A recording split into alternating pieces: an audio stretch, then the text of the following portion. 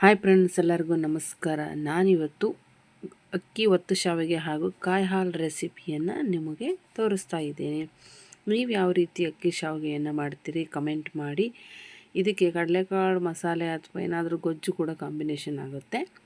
ನಾನಿಲ್ಲಿ ಮೊದಲಿಗೆ 1.5 ಬಟ್ಲು ನೀರನ್ನು ಕಾಯಲಿಕ್ಕೆ ಇಡ್ತಿದ್ದೇನೆ. ಸ್ವಲ್ಪ ಈಸಿಯಾಗಿ ಆಗ್ತಕ್ಕಂಥದ್ದು ಮತ್ತು ಬೇಗನೆ ಆಗ್ತಕ್ಕಂತಹ ರೆಸಿಪಿ ಕೂಡ ಹೌದು.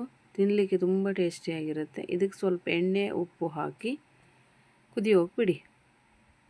ಸಣ್ಣ ಕುದಿ ಬರ್ತಿದ್ದಂಗೆ ಸ್ವಲ್ಪ ಅಕ್ಕಿ ಹಿಟ್ಟನ್ನು ಏನು ಮಾಡಿ ಅಂತ ಹೇಳಿದ್ರೆ ಉದುರಿಸಿ. ನೀವು ನೀರು ಕುದಿ ಬರೋವರೆಗೂ ಜೋರು ಸಿಮ್ಮಲ್ಲಿ ಇಟ್ಕೊಂಡ್ರು ತೊಂದರೆ ಇಲ್ಲ.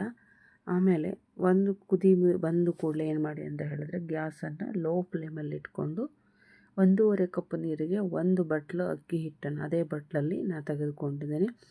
ಸರಿಯಾಗಿ ಬರ್ತಕ್ಕಂಥದ್ದು ಈ ಅಳತೆಯಲ್ಲಿ ತೆಗೆದುಕೊಂಡ್ರೆ ನೋಡಿ, ಹೀಗೆ ಒಂದು ಲತ್ತ ಗುಣಕೋ ಅಥವಾ ಮುದ್ದೆ ತಿರುಗೋ ಕೋಲೋ ಯಾವುದ್ರ ಸಹಾಯದಿಂದನಾದರೂ ಚೆನ್ನಾಗಿ ಲೋ ಫ್ಲೇಮಲ್ಲಿ ಇಟ್ಕೊಂಡೆ ಹಿಟ್ಟು ಒಣ ಹಿಟ್ಟು ಉಳಿದಂಗೆ ಏನು ಮಾಡಿ ಅಂತ ಹೇಳಿದ್ರೆ ತಿರುಗಿಸಿ ಆದಮೇಲೆ ಏನು ಮಾಡಬೇಕು ಅಂದರೆ ಫ್ಲೇಮನ್ನು ಆಫ್ ಮಾಡಿ ಪ್ಲೇಟ್ ಮುಚ್ಚಿಟ್ಟು ಒಂದು 10 ನಿಮಿಷ ಬಿಡಿ. ಹಾಗೆ ಬಿಟ್ಟು ಆ ಕಡೆ ಏನು ಮಾಡಬೇಕು ಅಂದರೆ ಕಾಯಿ ಹಾಲಿಗೆ ರೆಡಿ ಮಾಡಿಕೊಂಡ್ರು ಅಥವಾ ನೀವೇನು ಮಾಡ್ತೀರೋ ಅದ್ರ ಕಾಂಬಿನೇಷನ್ ಸೈಡ್ ಡಿಶ್ ಆಗಿ ಅದನ್ನು ರೆಡಿ ಮಾಡ್ಕೊಳ್ಳಿ. ಅಷ್ಟರಲ್ಲಿ ಹಿಟ್ಟು ಚೆನ್ನಾಗಿ ಏನಾಗುತ್ತೆ ಅಂದರೆ ಅರಳ್ಕೊಂಡು ಬರುತ್ತೆ. ನಾನಿಲ್ಲಿ ಸ್ವಲ್ಪ ಹಸಿ ತುರಿದಿರ್ತಕ್ಕಂಥ ತೆಂಗಿನಕಾಯಿಯನ್ನು ಅಲ್ಲಿ ಹೋಳು ಮಾಡಿಟ್ಟುಕೊಂಡಿರ್ತೇನೆ ತೆಗೆದುಕೊಳ್ತಾ ಇದ್ದೇನೆ. ಅದಕ್ಕೆ ಬೆಲ್ಲ, ಏಲಕ್ಕಿ ಹಾಗೂ ಗಸಗಸೆಯನ್ನು ಹಾಕಿ ಇದನ್ನೇ ಮಾಡಿದ್ರೆ ಚೆನ್ನಾಗಿ ಸಣ್ಣಾಗಿ ರುಬ್ಕೊಂಬಂದಿಂದ ಬೆಲ್ಲಕ್ಕೆ ಕಾಯಿ ಹಾಲು ಸೇರಿಸಿ ಜಾಸ್ತಿ ತೆಳ್ಳಗೆ ಮಾಡಬೇಡಿ. ಇದನ್ನ ನೀರೆಲ್ಲ ಹಾಕ್ಕೊಂಡು ಅದನ್ನು ಚೆನ್ನಾಗಿ ಕುದೀಲಿಕ್ಕಿಡಿ. ಅದು ಕುದೀತು ಅಂತ ಹೇಳಿದ್ರೆ ಸಖತ್ ಟೇಸ್ಟಿಯಾಗಿರ್ತಕ್ಕಂಥ ಕಾಯಿ ಹಾಲು ರೆಡಿ ಆಯಿತು. ಇದನ್ನು ಉತ್ತರ ಕರ್ನಾಟಕದ ಕಡೆ ಕಾಯಿ ಗಿಣ್ಣ ಹೇಳ್ತಿದ್ರು ಮೊದಲು ಈ ಥರ ಮಾಡೋದಕ್ಕೆ. ಇಲ್ಲಿ ಮಲೆನಾಡು ಕರಾವಳಿಯಲ್ಲಿ ಇದಕ್ಕೆ ಕಾಯಿ ಹಾಲು ಅಂತ ಹೇಳಿ ಹೇಳ್ತಾರೆ. ಅದು ಕುದಿಯುವಾಗ ಅದನ್ನು ಕೂಡ ಸ್ವಲ್ಪ ಮೀಡಿಯಮ್ ಫ್ಲೇಮಲ್ಲೇ ಇಡಿ.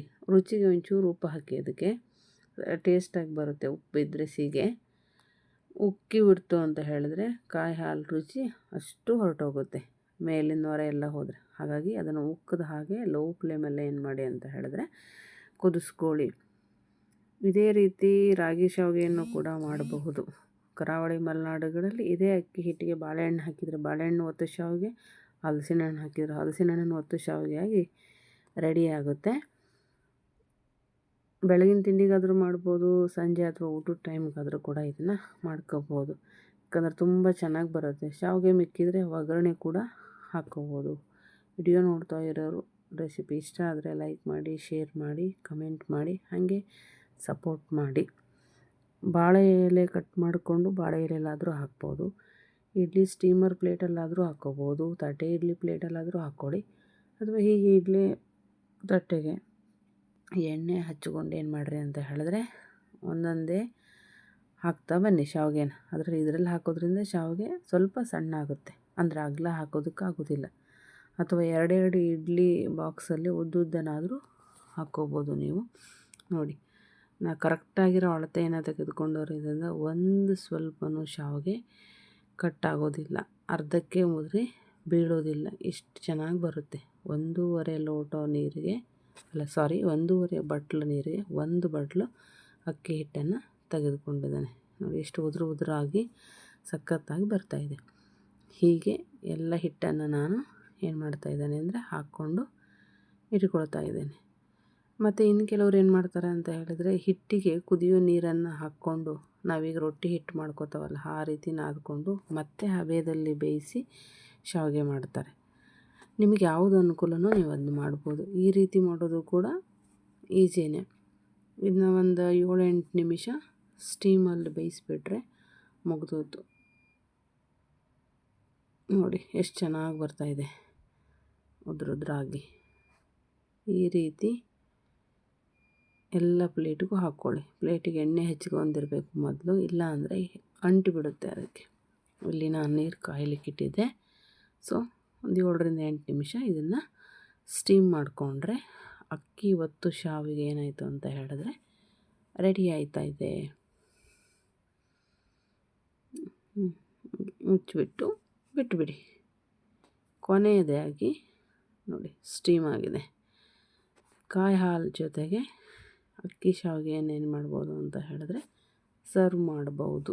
ನೋಡಿ ಎಷ್ಟು ಚೆನ್ನಾಗಿ ಬಂದಿದೆ, ಅಂಟುಕೊಂಡಿರಲ್ಲ ಶಾವಿಗೆ. ನೀವು ಅದು ತಣ್ಣಗಾದ ಹಾಗೆ ಬಿಡಿ ಬಿಡಿಯಾಗಿ ಕಾಣುತ್ತೆ.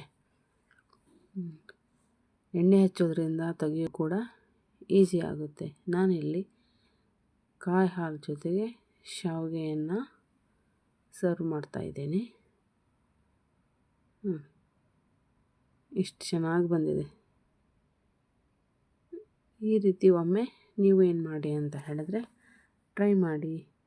ಇದು ಕರಾವಳಿ ಮಲೆನಾಡಲ್ಲಿ ಹೆಚ್ಚು ಮಾಡ್ತಕ್ಕಂಥದ್ದು, ಮಲೆನಾಡು ಭಾಗದಲ್ಲೇ ಅತಿ ಹೆಚ್ಚು ಚಾಲ್ತಿಯಲ್ಲಿರೋ ಒಂದು ರೆಸಿಪಿ ಅಂತ ಹೇಳಬಹುದು. ಬಿಸಿ ಬಿಸಿಯಾದ ಕಾಯಿ ಹಾಲು ಶಾವಿಗೆ ಸಖತ್ ಟೇಸ್ಟಿ ಹಾಗೂ ಯಮ್ಮಿ. Thank you.